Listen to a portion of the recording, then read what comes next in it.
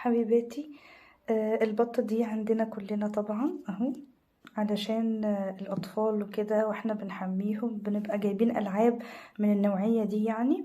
بس أنا لاحظت حاجة النهاردة مهمة قوي، قلت يعني أقولها لكم. البطة دي يا جماعة بصوا بصوا هنا كده، شايفين الصفارة دي لما بتضغط عليها طبعا بتطلع صوت.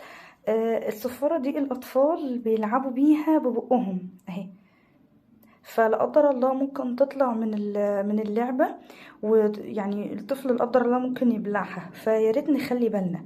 انا هنا طبعا شلتها اهو من البطة الكبيرة اهي، تمام. فالاحسن يعني بلاش نزمر، يعني احنا ممكن نلعب بيها كده من غير تزمير مش مشكلة، بس يعني انا قلت انا سبت دي، قلت اوريها لكم الاول، وطبعا انا هشيلها فاهي. ف دي معلومة كده بسرعة يعني، يا رب أكون قدرت أفيدكم. الألعاب دي لازم نشيك عليها كويس قوي يا جماعة، هي مش البطة بس، هو في سفينة وفي مركب وسمكة وحاجات من دي، يا ريت تبقي تشيلي منها الزمارة دي بالذات يعني. ولو هي موجودة قوي ولازقة قوي، تبقي مراقبة الطفل كويس جدا وهو بيلعب بيها. يا رب يحفظ ولادنا جميعا ويحميهم ويحفظهم ويسترها معاهم يا رب. السلام عليكم.